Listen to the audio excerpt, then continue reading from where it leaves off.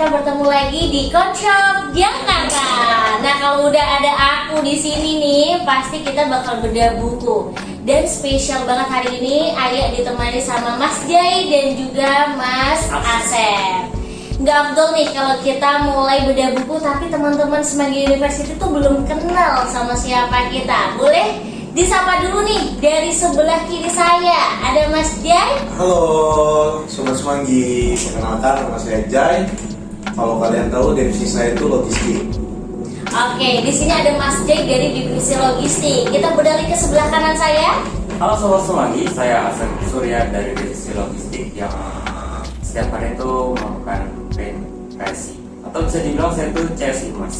Wih, gitu. Jadi teman-teman kalau yang misal udah berbelanja di Coffee Shop Jakarta di Barcode Official Store, pasti akan bertemu sama CS kita, ada Mas Asep di sini. Nah, kira-kira nih teman-teman, ini di weekend di pertengahan bulan, kesibukan apa aja sih yang akhir-akhir ini sedang dilakukan? Silakan dimulai dari Mas Jai. Kalau dari saya untuk sekarang saya melakukan hal-hal baru. Yang saya mau mendalami untuk sekarang ini gimana cara mendalami sebuah perbisnisan atau cara kita untuk berinvestasi yang mengelola uang yang benar. Wow, menarik banget. Jadi Mas Jai dan teman-teman sedang mengupayakan, jadi memperdalam ilmu. Yang namanya manusia kan kita wajib banget harus akan ilmu ya. Jadi sekarang ranahnya itu lagi ke arah finansial nih. Mulai dari bagaimana mendelegasikan uang-uangnya Mas Jai, lalu mulai gimana sih merintis bisnis tuh kayak apa. Jadi biar dapetin ilmunya dulu, biar kalau kita udah terjun tuh lebih siap gitu ya Mas ya. Kalau Mas Asep sendiri? Oke, kalau misalkan kalian udah pernah nonton podcast saya sebelumnya, Sabu Salta, di situ saya menjabarkan apa sih yang saya lakukan akhir-akhir ini. Saya itu lagi kurang lebih sama seperti Mas Jai, namun saya lebih fokus ke bagian kripto. Oke. Berarti itu juga udah naik level gitu ya Mas Jai ya, daripada kita tuh bener-bener belum melek akan investasi, dan teman-teman di sini tuh udah aware dengan apa yang memang sudah mampu dilakukan, ya udah kita lakukan. Nah, ngomong-ngomong tentang teman-teman udah tahu apa yang dilakukan akhir-akhir ini, pasti teman-teman harus udah jauh lebih dulu nih mengenali dirinya sendiri. Dan spesial banget kali ini kita hadirkan, kita bakal bedah buku apa Mas Asep? Ini kita akan bedah dari buku You Do You. Ini salah satu buku yang membuat kita tuh harus menggali diri kita, kenal dulu sama diri kita, akhirnya kita bisa tahu apa yang harus kita lakukan. Benar. Gitu sih. Nah, ini kita spesial banget karena kita yang ngebuka nih untuk bedah buku pertama di You Do You. Nah, langsung aja Mas Jai, di bab 1 You Do You kita bakal membahas tentang apa? Ini di dalam judulnya kan kayak membahas kepercayaan diri ya. Jadi kalau menurut saya yang saya baca itu dari awal judul itu, emang kepercayaan diri itu emang layak ada kepada manusia. Karena seseorang yang kalau tidak memiliki percaya diri, dia tidak akan bisa hidup. Karena kenapa saya bilang begitu? Karena kalau semua orang itu kan melakukan aktivitasnya, melakukan kegiatannya, dia setiap melangkah itu pasti kan mempunyai rasa. Rasa itu kan pasti di setiap melangkahnya juga pun dia ada rasa kayak keyakinan iya, gitu ya. betul. Nah, menarik banget ya, udah di skill sama Mas Jai. Dalam hidup kita tuh ngejalanin hari-hari, kalau kita nggak berdaya juga buat apa gitu kan. Jadi kayak mulai dari kita bangun tidur, bekerja, bersosialisasi sama orang-orang, kita juga wajib banget punya keyakinan. Kalau kita ngomong aja nggak yakin, gimana orang akan percaya sama kita gitu ya teman-teman ya. Nah, di bab 1 ini dia berbicara tentang mengenali diri itu sama artinya dengan percaya diri. Kira-kira kalau dari sudut pandang Mas Asep nih, sepakat nggak sih Mas sama statement itu?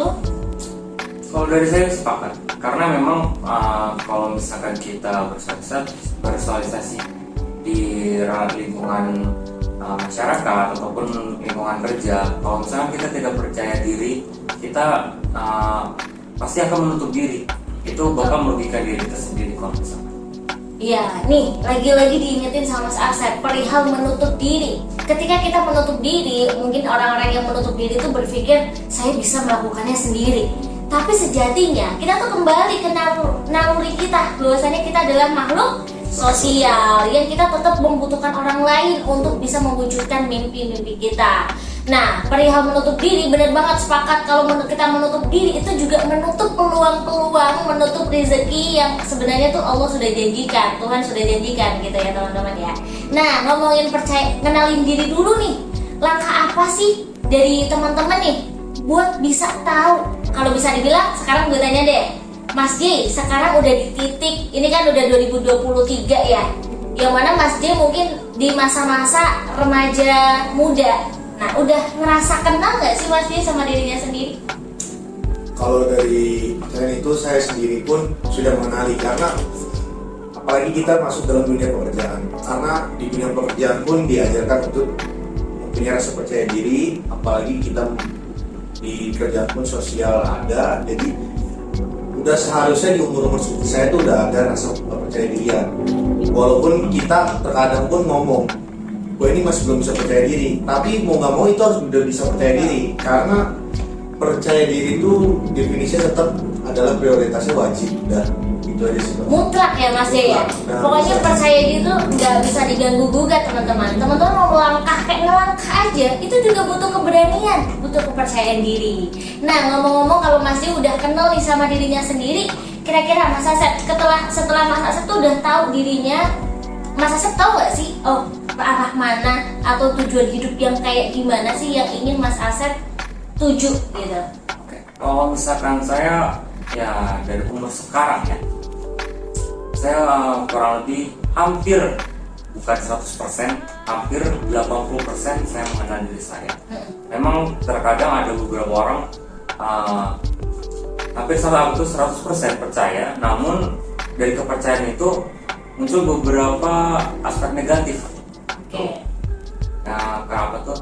Yang orang lain yang dari pandangan orang lain gitu. Makanya saya bilang 80% karena 20% lagi hanya orang lain yang bisa menilai siapa saya. Jadi kalau kita nih kayak udah ngelabelin, oke, Asep ini CSI Mars, yang Asep itu udah terbiasa bersosialisasi, otomatis kedepannya juga nggak jauh-jauh kan dari hal itu, gitu kan? Ya benar. Tapi tadi penting banget nih Mas Asep nyebutin 80% kita tuh harus bisa tahu diri kita tuh siapa sih. Nah, selebihnya 20% tuh impact, jadi feedback dari orang lain gitu ya teman-teman. Mau orang lain tuh ngomong, Mas J itu orangnya pemberani gitu, tapi Mas J harus sudah yakin dulu, iya gue mah berani banget, setiap gue tuh coba, tapi gue tahu resikonya apa gitu loh, gitu teman-teman. Nah, di sini gue bakal share ke teman-teman, sebenarnya nggak mudah loh buat kenalin diri kita sendiri. Pernah nggak sih Mas J ada di titik gue tuh mau kemana sih arahnya? Pernah nggak? Pernah. Boleh nih Karena sharing. kalau yang tahu diri saya itu orang tertutup. Jadi biasanya orang yang baru tahu saya nggak akan cerita jati diri saya apapun, saya dari mana, saya orang kayak gimana. Karena saya sendiri cenderung kalau ketemu orang lebih baik lebih cuek. Tapi kalau emang kasih tahu aslinya saya tuh saya orang terbuka lebar. Jadi ya begitulah, kalau mau tahu jati diri saya harus perkenalan dulu, kalau ya belum ya nggak saya ceritain. Nah, ini perlu di highlight ya teman-teman ya, setutup-tutupnya kita.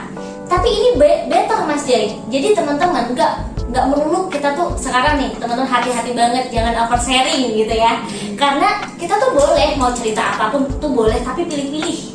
Plus ibaratnya kamu memang benar-benar udah percaya, trust banget tuh sama orang-orang itu. Kayak tadi Mas Jai, mungkin kalau di lingkungan baru ketemu orang baru, gue nggak bakal tuh ngomong gue ini loh gitu, buat apa juga ya Mas Jaya. Tapi ketika orang akan mendekat, bahkan ingin tahu, otomatis dia udah nyaman dulu dong untuk bisa bercerita, terbuka latar belakang seperti apa. Tapi itu di sini udah ada titik trust, karena kita punya teman banyak tapi nggak banyak yang bisa kita percaya teman-teman gitu ya. Nah teman-teman, ngomongin tentang jati diri di masa-masa sekarang, bisa dibilang saya pernah nih, ini sharing juga ya teman-teman, saya pernah kayak trial and error, gimana saya tuh mau kemana sih sebenarnya gitu, sampai bingung. Kalau kita nggak nentuin diri kita sendiri tuh bakal bingung Mas Jay. Karena dunia itu terus berjalan, waktu terus berjalan. Penting banget yang diajarin di buku ini adalah kita harus spend time untuk coba kita berhenti sejenak. Tapi kita tuh benar-benar nanyain diri kita, saya tuh siapa sih, saya tuh maunya apa, yang nggak saya suka tuh apa, terus yang membuat mood saya tuh jelek tuh apa, terus yang biar membalikin tuh apa. Itu semua jawabannya adalah di diri kita sendiri. Kira-kira gitu ya teman-teman ya.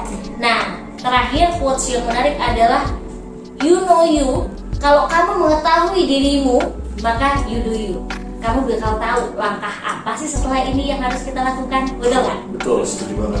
Nah, buat sobat Semanggi University, pesan apa sih yang Mas Jay mau sampaikan dan Mas Asep?